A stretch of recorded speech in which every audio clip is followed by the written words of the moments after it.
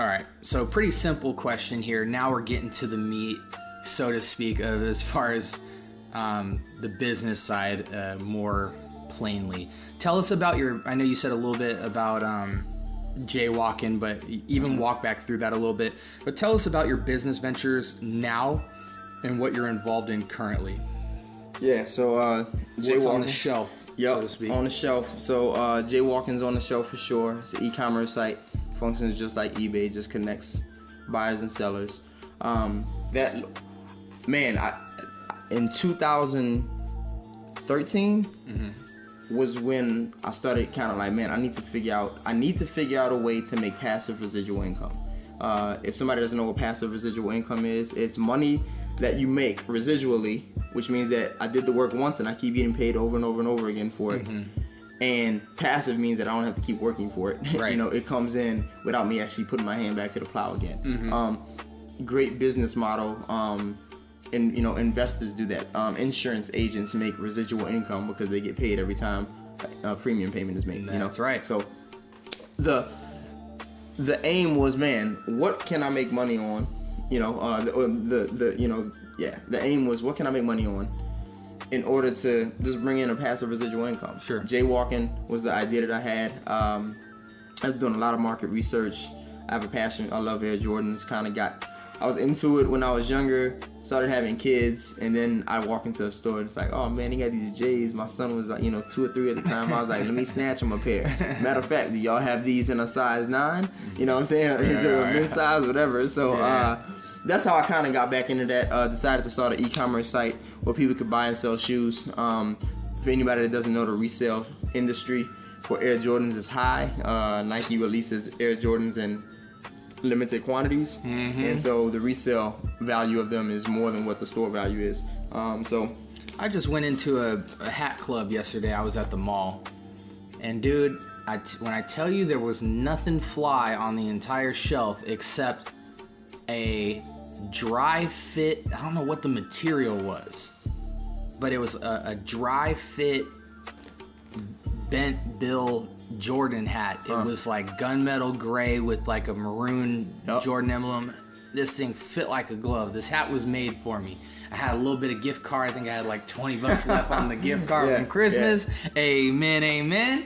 And I went up to the thing and I was like, yo, so how much is this? $55. Telling you, man. They set me up too because all the hats were like $30 to $40 to $50, right? So the hats are usually the most expensive, and then they got the snaps up against the wall. Those are like $20-$30, most of them. They had the Jordan hat just sitting in the middle up there, so I'm already thinking it's cheaper than the normal hat. $55. Yeah, man. Yeah. For the tiniest little hat. Yep. It wasn't even a real hat. It was just a little fresh something you might wear to the gym or something. I almost threw that thing back at the shelf, man. I was so mad. But yeah, dude, Jordan stuff's expensive. Yeah, man. The Jumpman brand got the game on lock. Net worth of over $1 billion. Yep. A lot of people don't know that, man. Yeah, man. So it's a great business model. That kind of led me down the path of so I go to sneaker events and I'll get a table and we raffle off a pair of J's at every event. So I've done some stuff with SneakerCon. I was actually one of the vendors and sponsors for the BET Awards in LA last year with jaywalking. And so at these events, you have all these vendor tables at these events, right? And everybody's got all these shoes, you know what I'm saying, that they're trying to sell, and people come to the event to sell shoes. You can only carry shoes in. Whatever you can carry in, you can sell. Right. So they got dudes with a stack of boxes with shoes sitting on top, just trying to wait for somebody to make an offer to them, and they just negotiating in the whole night. It's a crazy industry. Wow. From that, as I'm at these events, I'm networking with different business owners, and it became crystal clear to me that most people don't have basic business structure in regards to marketing and a place to track leads and build a database of clients that you can remarket to. Yep. So that led me down the path of starting a subsidiary to jaywalking called Jordan Giveaways. We got a real unique model. We basically have married social media and word of mouth marketing to help companies build their database of clients. And then we can even help them from a consultant perspective to put the right infrastructure in place. Because if I can get you 3,000 emails in a week, for instance, right? Which we've done. Yeah. If I can get you that many emails in a week, what are you going to even do with them? Right. Are you going to continue to market your services, or now you just got 3,000 emails sitting somewhere that you're not doing anything with? So from a consultant perspective, I'm able to help businesses really put the right infrastructure in place, systems and processes. At the end of the day, if you're not marketing and don't have the right systems and processes in place to make your business run, if you're not actually doing it, you're probably not going to be in business long, just because of the day and age we're in with technology. Sure. Yeah. So I'm doing some consulting stuff, and gotten into some real estate investing recently as well. That's actually, I'm really excited about that, you know. And lastly, my wife and I, my oldest son is autistic, and we got into some all-natural health dietary supplements for him. They had a business opportunity there, so that's something that we kind of do on the side. You want to plug that? Yeah, so the name of the company is LifeVantage. We have the top dietary all-natural supplement that reduces oxidative stress. It's a dope company. So check it out on my site. It's milesfam5.lifevantage.com. milesfam5 milesfam5.lifevantage.com. So yeah, man, they got some really dope products. My son has seen phenomenal results on those, and so we got several different ways to bring in income. Right now it's looking like I'm gonna be able to quit my job in June. Dang. And yeah, man, we you know, entrepreneurship is definitely in my blood, and we super excited about getting to the place where we can quit the 9 to 5 and really start putting some stuff in place to really build our dream of honestly being able to leave something to our kids and really help people along the way, man. You know, I dream of being in an urban context, coaching a basketball team and being able to buy uniforms and shoes for, you know, for kids who may not be able to afford them, you know, whose families can't afford them, or if they can't afford them, but just out of the generosity that we're able to bring the resources, because we can bring the resources to them, serving them in that way. So yeah, man, we got a whole bunch of stuff that we want to do, man. I want to be able to run a company and integrate discipleship type stuff into the development plan and process for people that may work for me in the whole nine. The dream is big, bro. So we super passionate, man, about it. My wife is amazing when it comes to supporting me in this stuff, because she's actually not the risk taker. She's super conservative, yo. And you know, I remember the first time I came to her, like, how you feel about if we did this? She's like, how much is that gonna be? And when I told her, she was like, man, like, we need to have some really deep conversations. And we spent probably a couple months just processing it, working through some stuff, and deciding if we were going to actually make the move. And this is actually when we started jaywalking to put up the capital to start it, man. And we decided to take the risk and take the leap, man. And it's been no looking back ever since. So yeah, man, we love it though, man. We love it. You know, it's funny. A lot of people hear that and think like, man, like, you super busy. You got kids, you got 4 businesses, you got a 9 to 5, like, you know what I'm saying? And that's what I thought. Yeah, man. It's funny the way we've structured our lives. Like, I spend more time with my wife and kids than probably I ever have. You know what I'm saying? Like, a lot of stuff allows me the flexibility to work from home. My 9 to 5, I work from home full time. So in regards to a corporate America standpoint, I kind of got it made. And that's a huge blessing. Yeah, absolutely. But yeah, man. It'd be nice to free up that extra 40 plus hours a week and be able to put that onto the businesses and, you know, really make them go like I really think I can and want to. So yeah, man, we love it. We believe in being a family on mission. You know, for a season of our lives, it was me running around doing ministry and kind of leaving the family behind. But like, we put everything on pause for about 18 months, and you know, since then, that's like 3 years ago now, but since then, man, we've really gotten back into a groove of understanding what it looks like for us to do ministry, to disciple people. We believe heavily in just bringing people into what we're already doing. So we really use our home as a hub for our ministry. I know that for a fact. Yeah, man. Your home be looking like the local town center. But I mean, you got dudes getting their taxes done over there. You got dudes taking a shower. You got a dude watching TV on the video games. You got someone in the back cooking hot dogs on the grill. You got a ministry upstairs. You got somebody in the tech room sending out emails. You got a dude getting his shoes shined over in the corner. Got about 8 cars looking like the Italian mafia in Gilbert. People got to be terrified of your block. Man, we definitely, man, we found that even as we look at the scriptures, it's become just a conviction of ours that we look at the scriptures, and when Jesus makes disciples, it's not, okay, let me go in the synagogue and train you. It's like when you get the gospel accounts, like, man, when we get the story of the feeding of the 5,000 because people were present. You know, Jesus is trying to get away to go spend some time with his disciples, and the crowds come, and he just, guess what he says? You know something? They're here.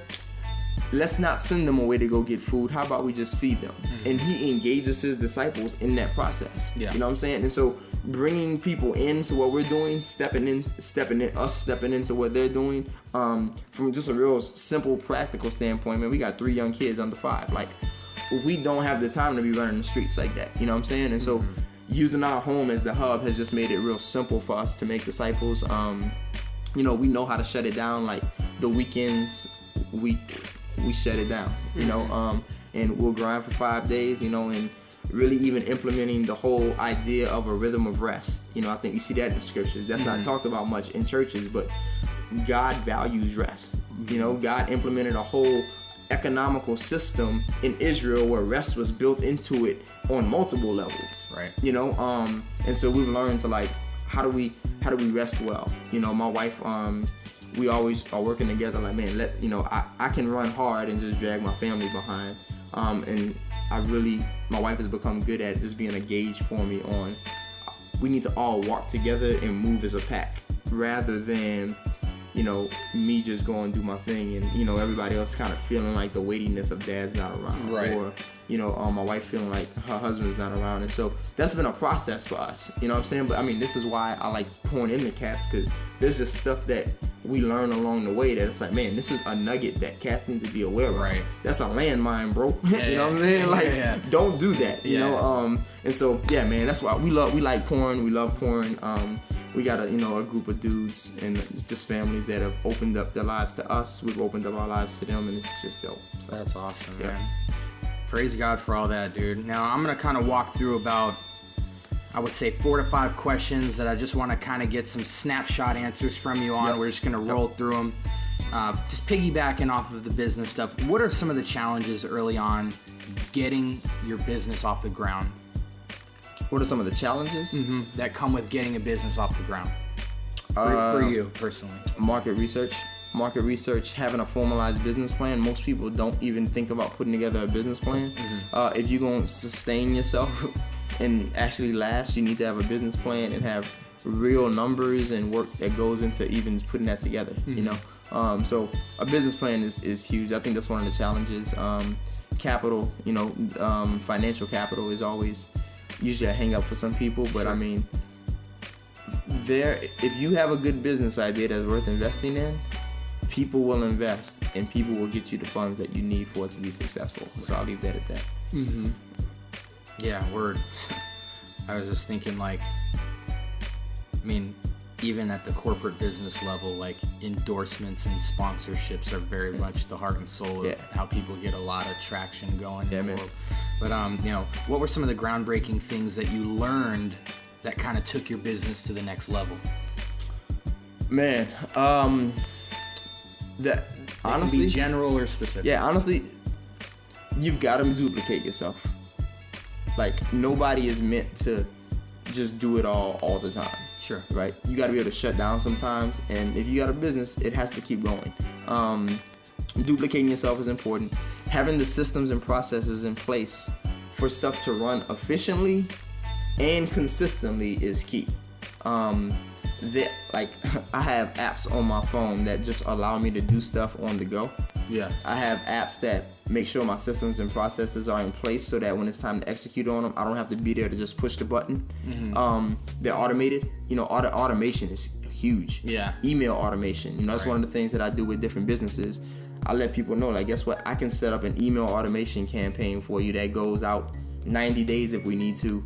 And it's specific to decisions that people make. So if they click on this link, we take them down this path. If they don't open an email, we send them down this path. I mean, it's decision based.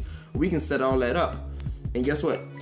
Potential clients are getting the information they need in the whole nine. So I think those are some of the things that people would need to be aware of. That's what's up, man. Yep. Now, you can answer this very generally speaking. So They've heard you talk about the positives and the challenges and the gold nuggets you've picked up along the way, all the different things you need to be aware of just as a Christian, as a wise man navigating through business.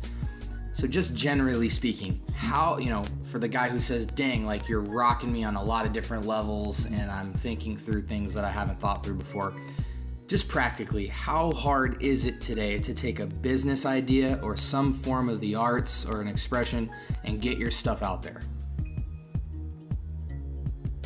The tools are available to get yourself out there pretty easily. Mm-hmm. If you don't know how to use them, it can be difficult, which goes back to what I said before about you got to invest in yourself. Either learn how to use the tools or save yourself the time of having to know how to use them and pay somebody to do it for you so that you can do what you really want to do, right? Mm-hmm.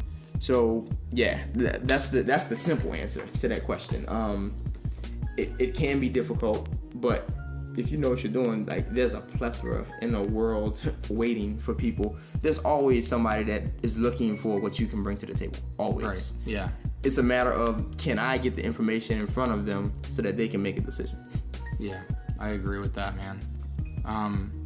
What are some of the God moment, I would call, opportunities that you've come across since your pursuit of having a successful business platform? When you say God moments, what do you mean? What I mean God moments is like, yeah, I've been working hard. Yeah, I've had plans and outlines in place to be successful. But where are some of the moments where almost seemingly out of nowhere, God dropped an amazing opportunity or a relationship into what you were already doing? You're like, man, this couldn't have possibly come from something I practically thought through. Yeah, the health supplement thing for sure. I mean, my son... LifeVantage. Yeah, LifeVantage. I mean, my son has autism. We hit a season where we found out he was highly allergic to wheat, dairy, and gluten. And then he was sensitive to 52 other foods. So like my wife had to make soap so he could wash his hands because he couldn't have coconut oil. Every coconut oils and everything, yeah. Right. You know what I'm saying? Sounds like me. And literally we were like 2 weeks into that process trying to just figure out what we could do. And this opportunity came. My wife's a pharmacist, and so she hasn't worked as a pharmacist in a couple years now. Mm-hmm. But she's super familiar with the healthcare industry. Sure. And synthetic drugs versus all natural stuff. Mm-hmm. She is the anomaly because she's a pharmacist that's not big on medicine. She's real big on all natural health. Yeah. And just as she's done her research and stuff, man, this kind of fell in our lap, and she was like, we need to jump on this. Plus, I think you'd be great at it. Plus, this gonna help our son. And like, I mean, we went with it, and it was just one of those things. Like, I mean, we've been doing it for about a year now, and it's just like the people that we've met, the stuff that we've learned, my son's progress primarily. It's like the Lord was at work. I mean, the Lord's always at work, but it was one of those clear things where this is a blessing from heaven, and God was super gracious in allowing this opportunity. Yeah, it's amazing that something that you were pursuing in business bled into your family life in a profound way. Yep. And I mean, and it was one of those things, like my wife, like I said, she's super conservative. Mm-hmm. This was the one business venture where she was just like, well, what you waiting for? Like, oh, this is about my son, let's go. Yeah, so it was just one of those things where it was just like, man, if she's on board, then all right, cool. But it's been dope, man. Like, we got a squad of believers on the team that's getting it right now and stuff, man, and it's great. I just went to church today and seen a LifeVantage thing on the back of what's his name? He got the Pelican Media on the back of his car too. Oh, Sam. Yeah, yep. Yeah, so I was like, okay. Yep. Word, man. So here's another question that I think, I don't want to get super deep on this, but just like if there's anything that just jumps at you, I would love to hear your perspective and heart on this. Social media plays a huge part in business, in marketing, in updating people and making folks aware of events and stuff going on. Yep. So it weaves itself into the everyday lives of people today, as we see current events, issues play out at a distance, and sometimes the current events, hit close to home on things that are going on in our communities and in the world today. What are the positives and negatives of social media that you've seen in the business realm or just in the everyday life? So maybe just like 2 or 3 quick positives of how social media has impacted your business and your life and stuff, and some negative things or some traps or cautions that you've seen in processing through social media. Yeah. don't use your business page like a personal page. Got any examples? Not that I want to talk about. I think you definitely want to run your. At the end of the day, your business is a brand. Mm-hmm. Everything that you do from a social media perspective as a business says who you are.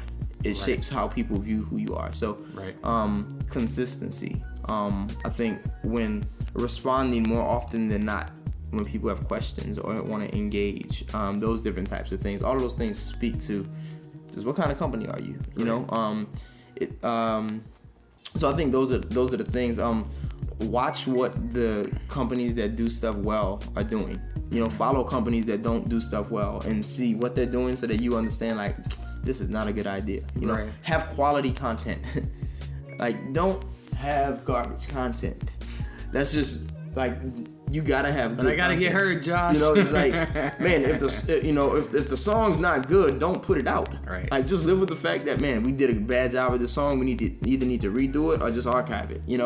Whatever it is, have good content, have quality content, because it speaks to your business. Too many people try and get by with the, well, I did it, so I'm gonna just put it out there anyway. And this is like, nah, that's not gonna cut it. We want to do things excellently to the glory of Christ, and do things in a way that even when it's not blatant, still speaks to the greatness that we believe that He gives to everything. Sure. Yeah, dude. Dang. You're about to have me start tangenting on a couple different things. We're gonna save it for another podcast. But what are some encouragements and cautions that you could give to people pursuing a craft or a trade of work?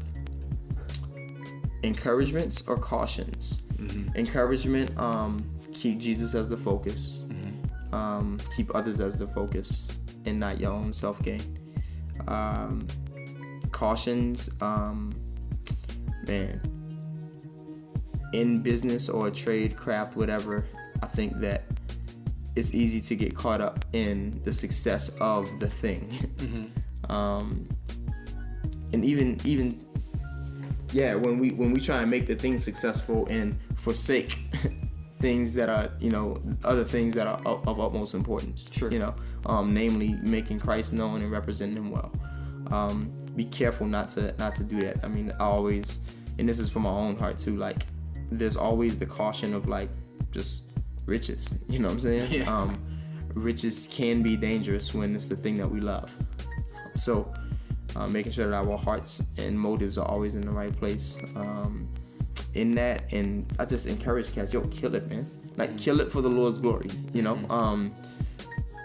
like, do it with excellence, to make Christ look great. Because when somebody says that, man, this is dope, what motivates you? Right. And it's just like, man, like, I aim to make much of the God that I serve. Yeah. In the person of Jesus Christ. And guess what? I try and do that in the work. So the reflection that you're seeing is, I want to reflect and make sure you understand that this is the motive behind this is for Him. And I don't mean like in cheesy ways either. I think there's appropriate ways to, like, man, we try and do this for the Lord, and that's why we do it. Right. That's how we get down. So yeah. Well, dude, I appreciate you taking the time to come over here and just kind of share your life with us, and I appreciate you absorbing the wrath of questions I've been throwing at you. I've been throwing some serious snowballs at you and seeing what you do with them, and I think we've covered a lot of ground, and I just want to be an encouragement to cats out there in the Christian walk, in the business realm, everything, man. We want to live a life of worship to Jesus Christ. And so I just want to encourage you guys, in a world where the life plan is already made for a lot of people. People tell you what your job plan should look like, what your Christian walk should look like, what your testimony should sound like, how you should even talk, what a family looks like, the definition of various cultures out there and things like that, and how they're important or not important to the Christian walk and things like that. In a world that seems to have a lot of answers and life paths for you, when you feel God tugging on your heart to just know Him, and in light of that, as you express that in your daily life, just dig deeper for things, whether it's your business practice, your 9 to 5, just how you wake up every day, how you build relationships, how you keep good relationships and cut bad ones, how you engage the world, how you learn, how you seek God consistently, how you serve the local body. Just keep digging deeper. I hope you guys were encouraged by Josh's story to just go against the grain at times when you feel tugged to pursue something, but don't do it with your head cut off. Don't be unwise. Don't just be a rebel on things. Think things through, be critical, have a team around you of people who can help you process. Family is huge. If you don't have any, go find a local church. You'll find some real quick. I know Josh and I are really passionate about building with the local community, whether you're a Christian or not. We would love to spend time with you and just share the wealth of knowledge that we've learned, and to just even be as transparent as possible and just do life with a lot of cats here. And that's kind of the heart behind whatever we do. So again, Josh, I appreciate you being here. Why don't you tell the people where they can find you online for social media platforms as well as your business platforms? Yeah, man. So on Twitter, personal page jmiles522. Jaywalkin is J_Walkin, WALKYN. Jordan Giveaways, AJ Giveaways with a Z at the end. And yeah, man. Facebook, just look me up, Josh Miles. Always looking to connect with cats. If you're looking for business needs or anything like that, we'd love to help you get your business off the ground if that's something that you're interested in. Love working with startups, love working with small to mid-sized businesses, and anybody that's looking to just figure out how to do some things. Consultant work is what we do. So yeah, man, appreciate you having me on, man. This is dope. Appreciate all you doing. And y'all don't know, but M is a dope marketer too. So he hasn't said that, but M is a dope marketer. So he's got some real cool ways to get warm leads, cold leads, all that good stuff. So I'm gonna plug you. So yeah, no doubt. Well, we appreciate you, man, guys. Again, this is our episode 4. I believe it's 4 with Josh. We're gonna post this in a couple different chunks, so make sure you stay tuned. And again, this is weighty stuff, and I get that, and we always try to keep stuff concise for you guys, but some stuff can't just be walked around, man. We got to take it head on. So if it helps for you guys, listen to it in chunks. This is going to be the type of interview you want to go back to, and it's going to continuously refresh you on some of the lifelong tools that will greatly bless your guys' life. Again, my name is Conscience. You are listening to the Conscience Hip Hop Podcast. Remember, we are present day history. Signing off. Artificial Christian, repping the Lord, and though the SoundCloud just got 20 listens, we keep on hitting bars, be punching like they Sunny Liston, going the distance like the Rocky D, my motto twisted. I'm so invested in the city, like my name on buildings. Speaking the truth, man, I don't care about the fame or feelings. And now you affiliate with brothers on that same pavilion. I'm talking Coop, I'm talking West and Yumpy, yes we chillin'.